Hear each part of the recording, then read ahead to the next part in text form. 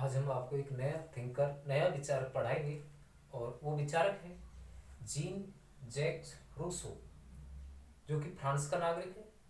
लेकिन इसके बारे में विशेष बात यह है कि ये फ्रांस का जन्मजात नागरिक नहीं था। रूसो जिसके विचार हम जानेंगे, इसके बारे में जानेंगे कि इसका जीवन बहुत सारी कठिनाई से गुजरा। एक प्रकार से ये आवारागर्दी का जीवन रहा। इसकी कोई नियमित शिक्षा भी नहीं हुई, फिर भी इसने राजनीति विज्ञान में एक महान दार्शनिक के रूप में ख्याति प्राप्त की, एक महान लेखक के रूप में ख्याति प्राप्त की और विभिन्न प्रकार के विचार इसने दिए। तो वो जानने हैं कि रूसो ने कौन कौन से विचार दिए हैं, किस प्रकार का उसका जीवन रहा है, कौन कौन सी उसकी राजनीतिक विचारधारा रही है। तो सबसे पहले जानते हैं कि रूसो, जिसका जन्म 17 से 12 ईस्वी में जेनेवा में हुआ था। कहाँ पर हुआ था विद्यार्थी? जेनेवा में हुआ था, जहाँ उसका जीवन कठिनाइयों में बीता। और कठिनाइयों का जीवन शुरू में ही देखते हैं कि क्या हुआ। जन्म देते ही इसकी माँ का प्रसव काल में ही देहांत हो गया था। और जब ये छोटे थे, छोटी उम्र में थे, तो इनका जो पिता था इनको भी छोड़ के चला गया। इनका पिता कोई अच्छा नैतिक चरित्र वाला व्यक्ति नहीं था। दुर्गुणी, व्यसनी, विभिन्न प्रकार के दुर्गुणों से भरा हुआ एक जैसे हम कहें कि ऐसा व्यक्ति था वो, जो कि इसको देर रात तक क्या है कि उससे क्या अश्लील प्रकार की पुस्तकें उनसे पढ़वाता, उनको सुनता। यानी एक तरीका से व्यसनी व्यवहार था उसका, नशीले प्रकार की प्रवृत्ति उसमें थी। तो इस प्रकार का जीवन उसको अपने पिता से 10 वर्ष तक मिला। 10 वर्ष में उसने पिता ने क्या किया, इसको अपने चाचा के संरक्षण में छोड़ दिया और वो जेनेवा से चला गया। कौन? इसका पिता जेनेवा से छोड़ करके चला गया। इसका साधन खत्म हो गया, माँ और बाप दोनों से वंचित रहा। इसके बाद क्या हुआ, इसके जो चाचा थे इन्होंने भी क्या है कि इसको एक ऐसे व्यक्ति के लिए बेच दिया या उसको सौंप दिया जिसका क्रूर स्वभाव था। तो वहां वो 3 वर्ष तक उसके साथ रहे, शिष्य के रूप में रहे। लेकिन एक दिन क्या है कि इसको देर हो गई, बालक किसको, जो रूसो था उसको देर हो गई, घर आने में देर हो गई। तो उसने अपने स्वामी के जो गेट है उसको बंद पाया। तो उसने अपने स्वामी के दंड से बचने के लिए क्या है कि उसने जेनेवा छोड़ने का ही निश्चय किया। तो वो क्या है कि जेनेवा उसने वहां छोड़ दिया, जेनेवा से भाग निकला और वह चला गया। कौन से देश में? फ्रांस में। फ्रांस में वो पेरिस चला गया। पेरिस में फिर उसका जीवन एक आवारागर्दी का जीवन रहा। करीब करीब 16 वर्ष तक वो आवारा इसी तरीका से जीवन जीता रहा। आवारागर्दी, गुंडागर्दी के रूप में उसका जीवन यहाँ शुरू हो गया। इससे पहले जब वो यहाँ अपने चाचा के साधन में रहा तो वहां उसने झूठ बोलना, चोरी करना, ऐसे दुर्गुण उसमें आ गए। कहने का मतलब यह है, ना तो उसकी कोई नियमित शिक्षा पूरी हो पाई, ना ही उसमें कोई अच्छे संस्कार पैदा हो पाए। लेकिन उसका जो एक अकादमी के लिए जो निबंध लिखे थे उसने, डिजान नाम की अकादमी थी, डिजान नाम की अकादमी थी फ्रांस के अंदर। उस अकादमी के लिए उसने बहुत अच्छे लेख लिखे, उसने बहुत अच्छी किताबें लिखी। उन किताबों के कारण उसका विश्व में नाम हुआ और उसका राजनीतिक योगदान बढ़ता चला गया।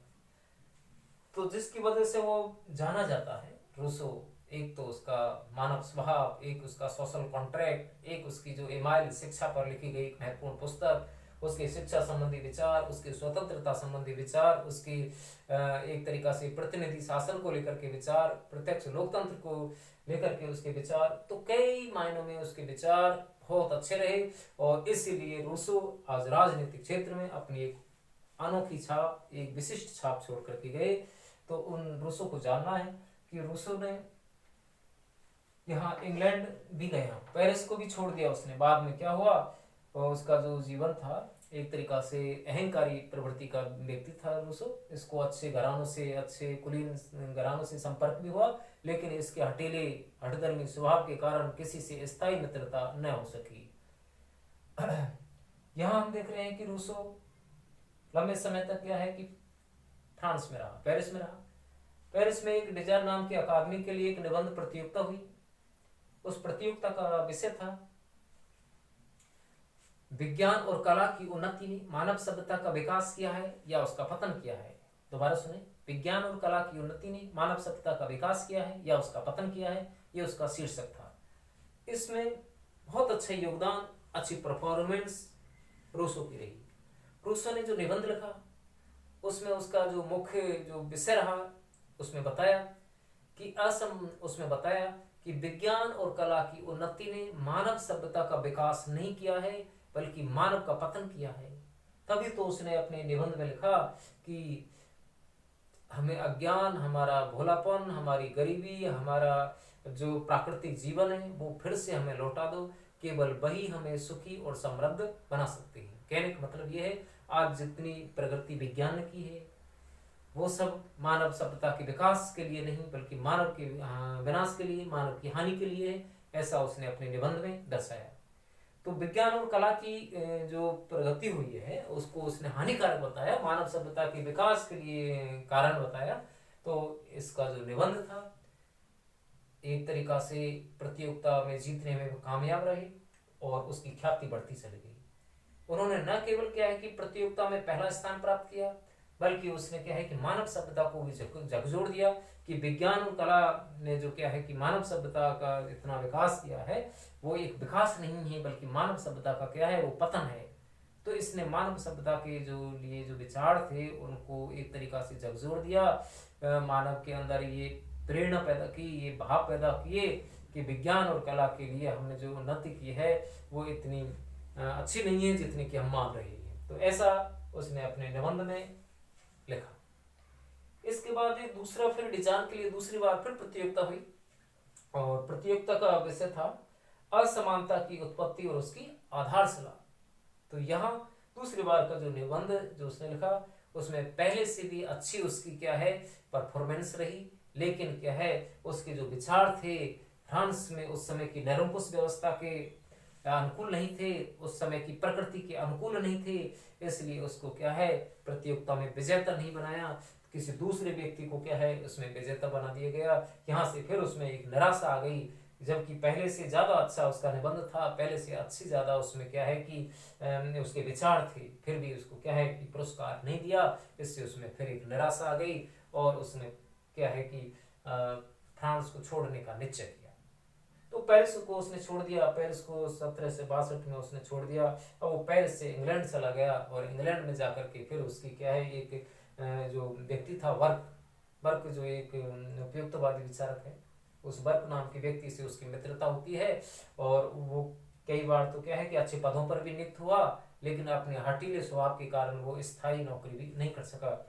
उसने क्या है कि एक फ्रांस में जब रहता था तो एक दूतावास में भी उसने नौकरी की थी, दूतावास में वेनिस के दूतावास में उसने नौकरी भी की थी, लेकिन वहाँ उसके कर्मचारी उसे नहीं बन सकी और उसको क्या है कि अपना व्यवसाय छोड़ना पड़ा। तो इससे ये लग रहा है कि जो रूसो जो रहा है उसका जीवन कठिनाइयों का रहा, उसका जीवन आवारागर्दी का रहा, उसका कोई एक ऐसा निश्चित ठिकाना नहीं रहा। फिर भी रूसो ने क्या है कि अपना नाम एक विश्व के लिए क्या है कि अमर कर लिया और उसका जीवन एक तरीका से संघर्ष में जीवन रहा। तो यहाँ हमने रूसो के जीवन के बारे में देखा और अब यहाँ हम उसकी कुछ बुक्स देखते हैं, रचनाएं देखते हैं, जिसमें पहली रचना है, एक महत्वपूर्ण रचना है सोशल कॉन्ट्रैक्ट, सामाजिक समझौता, जो उसकी सबसे महत्वपूर्ण रचना में उसकी गिनती होती है सोशल कॉन्ट्रैक्ट, जिसके लिए उसको जाना जाता है। एक उसकी शिक्षा पर लिखी गई एक महत्वपूर्ण पुस्तक है और वो पुस्तक है एमाइल, द एमाल। कौन सी है? द एमाल उसकी पुस्तक का नाम है। एक पुस्तक है उसकी discourses on the art and science, विज्ञान और कला की प्रगति पर लिखा गया एक महत्वपूर्ण निबंध है, जिसमें उसने बताया कि विज्ञान और कला ने मानव सभ्यता का विकास नहीं बल्कि उसका पतन किया है, ऐसा उसने बताया है। एक उसकी किताब का नाम है आर्ट एंड बार है, एक है असमानता की उत्पत्ति और उसकी आधारशिला है। तो ये उसकी महत्वपूर्ण किताबें हैं। अब हम जानते हैं कि रूसो के कौन कौन से विचार रहे जिसकी वजह से रूसो एक ख्याति प्राप्त करने में सफल रहे, कामयाब रहे। तो रूसो की हमने जीवनी से तो ऐसा लग रहा है कि रूसो का जीवन एक कठिन संघर्ष में जीवन रहा, लेकिन उसके विचार क्रांतिकारी रहे। रूसो को हम फ्रांस की क्रांति का नायक मानते हैं। रूसो को हम स्वतंत्रता और समानता का समर्थक मानते हैं।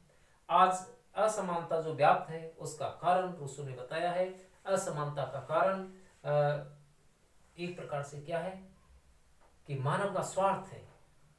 पहली बार जब किसी व्यक्ति ने जमीन के टुकड़े को घेर करके ये कहा कि ये मेरा है, और लोगों ने, मूर्ख लोगों ने उसकी बात को स्वीकार भी कर लिया, और यहीं से क्या है कि असमानता की उत्पत्ति हो जाती है कि जो शक्तिशाली लोग थे और जो धूर्त लोग थे, चालाक लोग थे, उन लोगों ने क्या है कि संपत्ति पर अधिकार कर लिया, प्राकृतिक संसाधनों पर अधिकार कर लिया, और वो उसको अपनी मान बैठे, बना बैठे, और अन्य लोगों ने क्या है कि जो भोले वाले लोग थे उन्होंने उसकी बात को स्वीकार भी कर लिया, और यहाँ से क्या है कि असमानता पैदा होती चली गई, समाज में अंतर पैदा होता चला गया, अमीरी गरीबी का अंतर पैदा होता चला गया, भेदभाव पैदा होता चला गया। तो यहाँ रूसो की जो विचार हैं बताए गए हैं कि समाज में किस प्रकार से विषमता पैदा होती चली गई, समाज में किस तरीका से भेदभाव पैदा होती चली गई। उसका तो ये मानना था कि प्राकृतिक अवस्था बिल्कुल समान थी और कोई किसी प्रकार का कोई अंतर नहीं था, सब बराबर थे, लेकिन स्वार्थी धूर्त लोगों ने समाज को भ्रष्ट कर दिया और मानव सभ्यता का पतन होता ही चला गया, ऐसा उसका मानना है। मानव सभ्यता के पतन में उसने बड़ा कारण बताया है कि कला विज्ञान की जो उन्नति हुई है उससे मानव सभ्यता का और हमारी प्राकृतिक स्वतंत्रता का विकास नहीं हुआ है, बल्कि क्या हुआ है, हनन हुआ है। तो आगे हम जब उसके विचार और देखेंगे तो उसमें पाएंगे कि उसने किस तरीका से प्राकृतिक अवस्था बताई है, कैसे मानव स्वभाव बताया है। यहाँ उसका मानव स्वभाव एक जो हमने हॉब्स बताया, एक हमने एक हमने लॉक बताया, उन दोनों से भिन्न है। जहाँ हॉब्स ने मानव को स्वभाव को लेकर के उसने क्रूर बताया है, हिंसक बताया है, अत्याचारी बताया है, वहीं जो लॉक है उसने दयालु, सहयोगी, सहिष्णु, ईमानदार, ऐसे अच्छे गुण बताए।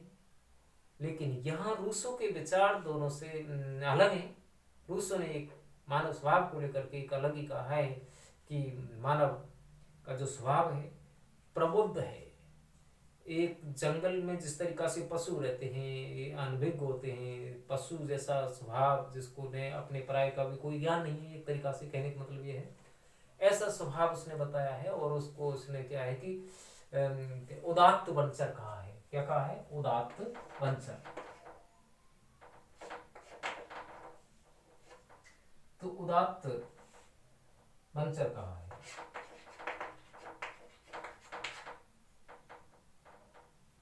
तो उसका मानव स्वभाव को लेकर के उसके विचार हम देखेंगे कि मानव को लेकर के उसने क्या बात कही है, प्राकृतिक अवस्था के बारे में क्या उसने कहा है, और समझौते की भी उसने बात कही है कि समझौता भी हुआ था मानव के बीच में और दूसरे लोगों के बीच में समझौता हुआ और एक राज्य बना, ऐसा भी उसका मानना है।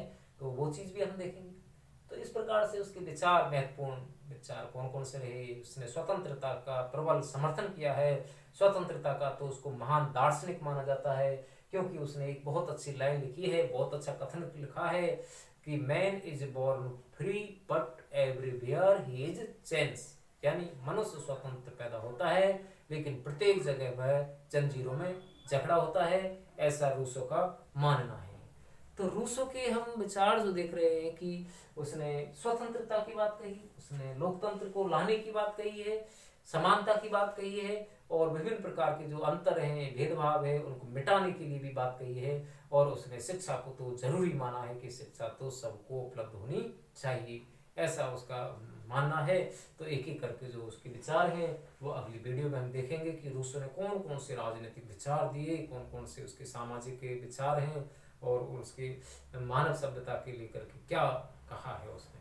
धन्यवाद।